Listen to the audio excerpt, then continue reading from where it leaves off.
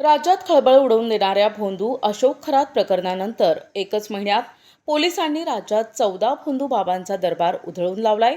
यात बहुतेक प्रकरणात महिलांचे लैंगिक शोषण झाल्याचं समोर आलंय। पुरोगामी महाराष्ट्रात भोंदूंचे पेव किती फुटले आहे याची राज्यभर चर्चा चालू आहे। अंधश्रद्धेमुळे समाजातील फसवणूक रोखण्यासाठी शहीद डॉक्टर नरेंद्र दाभोळकर यांच्या 18 वर्षांच्या संघर्षानंतर 2013 मध्ये महाराष्ट्र नरबळी आणि इतर अमानुष अनिष्ट आणि अघोरी प्रथा आणि जादूटोणा आणि त्याचे समूळ उच्चाटन अधिनियम 2013 हा कायदा अस्तित्वात आला।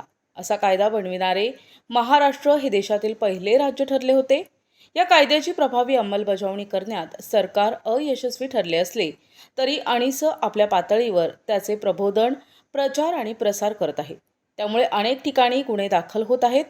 नाशिक येथे घडलेल्या भोंदू अशोक खरातच्या प्रकरणानंतर एक महिन्यात राज्यात एकूण 14 गुन्हे दाखल झाले। पुरोगामी महाराष्ट्राला चिंतेत टाकणारी आणि विचार करायला लावणारी ही घटना आहे। भोंदू बाबांनी ग्रामीण भागासह शहरी भागातील महिला आणि पुरुष यांची फसवणूक केल्याचे या घटनांवरून उघड झाले। विशेषतः यात महिलांवरील शारीरिक शोषणासह आर्थिक लुटीचे प्रमाण अधिक आहे। भीतीपोटी आणि सामाजिक प्रतिष्ठेपोटी अनेक पीडित समोर येण्यास घाबरत आहेत। त्यांनी न घाबरता पुढे यावे असे आवाहन महाराष्ट्र अंधश्रद्धा निर्मूलन समितीच्या वतीने राज्य कार्याध्यक्ष संजय बनसोडे, बुवा बाजी संघर्ष विभाग कार्यवाह ॲडव्होकेट रंजना गवांदे, सहकार्यवाह विष्णू लोणारे यांनी प्रसिद्धी पत्रक काढून केले आहे। अशोक खरातच्या बुवाबाजीच्या प्रकरणानंतर संपूर्ण महाराष्ट्रभर 13 मोठी बुवाबाजीची प्रकरणं उघडकीस आलेली आहेत। खरं तर या सगळ्या प्रकरणांमध्ये महिलांचं मोठ्या प्रमाणात लैंगिक शोषण, आर्थिक फसवणूक, सर्वसामान्य लोकांच्या श्रद्धेचा गैरफायदा घेऊन लोकांचं मोठ्या प्रमाणात शोषण झालेलं आहे।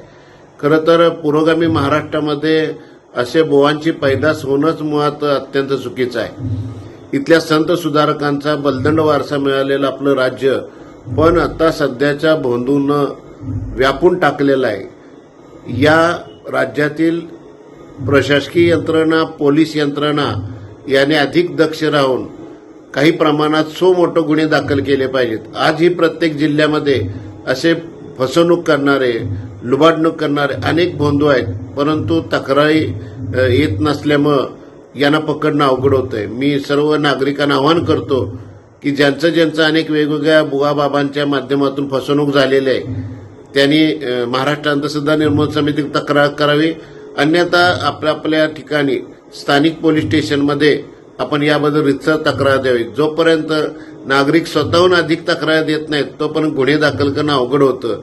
त्यामुळे या सगळ्या महत्त्वाच्या प्रक्रियेमध्ये अंधश्रद्धा निर्मूलन समितीचा महत्त्वाचा रोल राहिलेला आहे।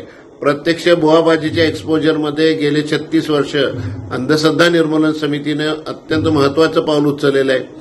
जादूटोणा विरोधी कायदा सहमत झाल्यानंतर अधिक प्रमाणात अनिच्छाच कार्यकर्त्याच्या पुढाकारानं अनेक बुवा बाबांना जेरबंद करण्यात आलेलं आहे, किंबहुना काही बुवा बाबांना शिक्षाही झालेली आहे।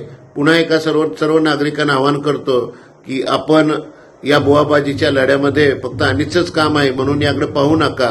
आपल्या सगळ्या लोकांनी याबद्दल सजग राहावं। या समाज जीवनातून बुवा बाबांना हद्दपार करण्याचा आपण निर्धार करायला पाहिजे। खरात प्रकरणानंतर पीडित महिलांना लढण्याची हिंमत निर्माण झाली आहे। त्यांना न्यायाची अपेक्षा पण निर्माण झाली आहे।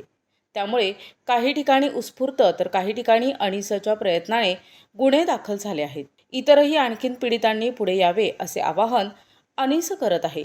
गेल्या एक महिन्यातील दाखल गुन्हे: अशोक कुमार खरात नाशिक, गडगे बाबा राजेंद्र गडगे संगमनेर अहिल्यानगर, चेतन सुनील माळी मूर्तिजापूर अकोला, पंकज देवराम घोलप येडगाव पुणे, मनोहर मामा भोसले कुरुडवाडी सोलापूर, नाना बर्डे आळेफाटा पुणे, ऋषिकेश वैद्य वसई मुंबई, अल्ताफ रईस खान मालाड मुंबई, रिधम पांचाळ मालाड मुंबई, गणेश शिंदे श्रीरामपूर अहिल्यानगर, अर्जुन चव्हाण उर्फ टणटण बाबा नवी मुंबई, विठोबा वाल्मिक जाट सातपूर नाशिक, किसन तळपे मंदोशी खेड, महेश गिरी महेश काकडे निफाड नाशिक।